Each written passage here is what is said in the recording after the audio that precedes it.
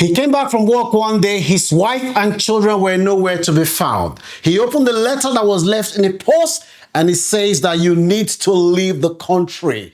He panicked. He put a call through to his wife who said, I cannot speak now. Where are the children? I cannot speak. Something has happened. He panicked. What is going on with my family? Sit back as we share the story of a Nigerian family who have just been deported to Nigeria. This is the story of Michael and his wife, Angela. Michael and Angela moved to the UK on a carer's visa. Before they left Nigeria, Angela was a stay-at-home mom and Michael was the one that was working. They sold the house that they have almost finished building to add to the money that they used to come to the UK. And even the house, the money was not even enough. They were strapped for money when they were planning to come to the UK. Angela called an old friend in the UK who said, I don't have any money. Angela was looking for money. The friend said, let me speak to another friend. She called out that friend. The friend said, yeah, I might be able to help, but ask your friend Angela if she can do me a favor. What is the favor? The friend said, I have a niece who lives in Nigeria with my relative, but that niece, my relative is not treating her well. She is my sister's child. She is being maltreated by the person that is caring for her. Ask your friend if your friend will add that my niece to the application and I will give her £2,000. The £2,000 came as a grace to Angela, who was desperately looking for money by all means. Angela decided to add this child to her own 2 children and put in the application that she has 3 children. Don't worry about DNA. DNA doesn't apply for those that are coming on the care workers visa as far back as 3 years ago. So the 3 of them came to the UK. As soon as they arrived, this other child went to meet her relative. There was no issue. The deal was done. So Angela and her husband, they were living. Things were very tough. Michael realized that he was struggling to get a job. Whenever he applies for a job, they will say, you do not have UK experience. But Angela did not face that challenge because the agency that brought her to the UK, she was working for them. She wasn't happy with the job because it was domiciliary care. At least she was bringing money in. Michael was struggling to get a job. Eventually, when he got a job in the factory, he didn't like the job. But his relative back home, they were calling him. His mom wasn't well. Meanwhile, they still have some people back home that they owe money that they were trying to pay. Angela one day saw that Michael was giving money to his relative. She was furious. Why are you sending money back home when we haven't paid the money we owe? Why are you doing it? They started arguing. And on top of that, Angela was struggling. Michael was not helping her. She will come back from work at times when she does night.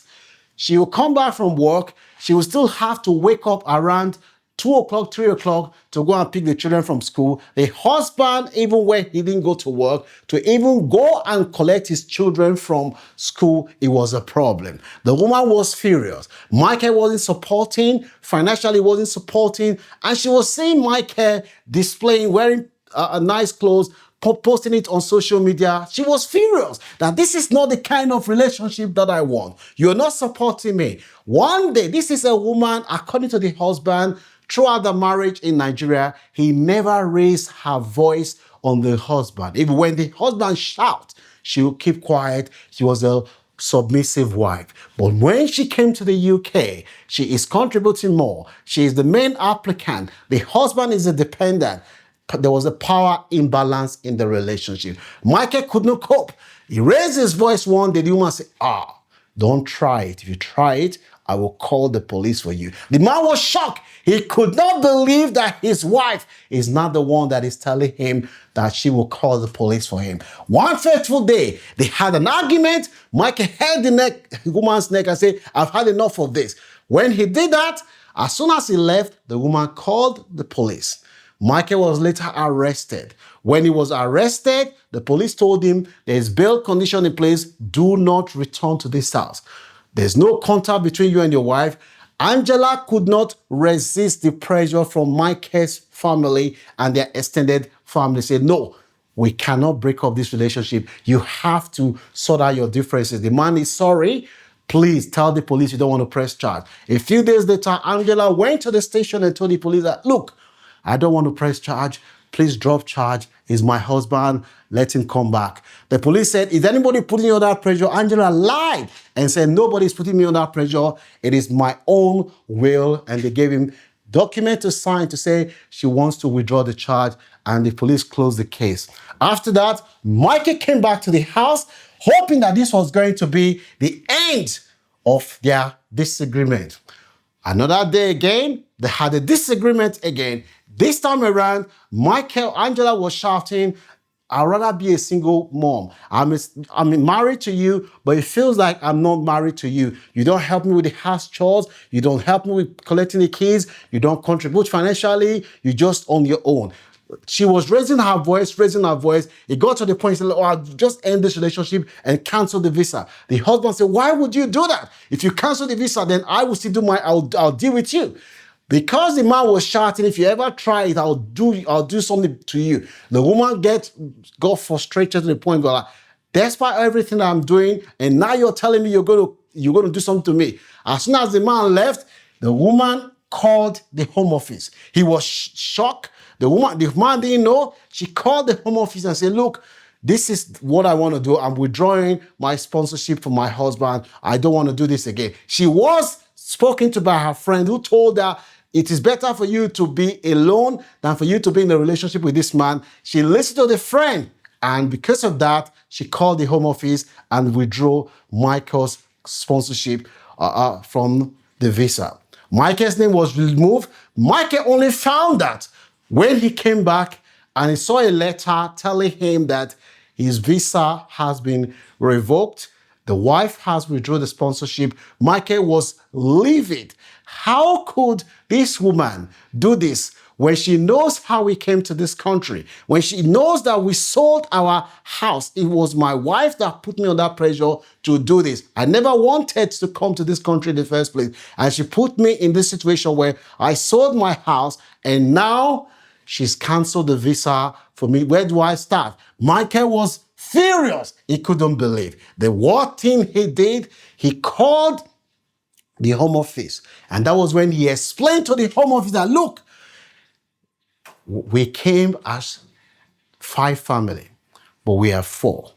Ask my wife, where is the other child? The child that she claims in the application that is our child. Where is the child?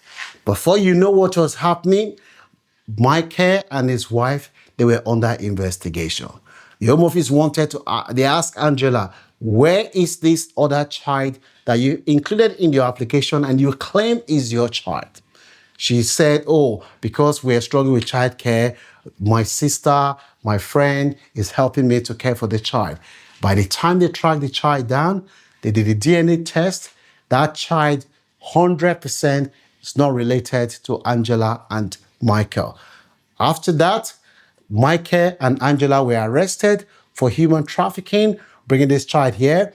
And the lawyer advised them that, look, it is better for you guys to agree to voluntary deportation, because if you don't do this, you will be sent to prison. And when you're sent to prison, and eventually you will still end up being deported to Nigeria. And if you guys are sent to prison, your children will be in care whilst you're in prison. That means that you may not take your children with you, depending on the circumstances. The couple agreed and they were deported.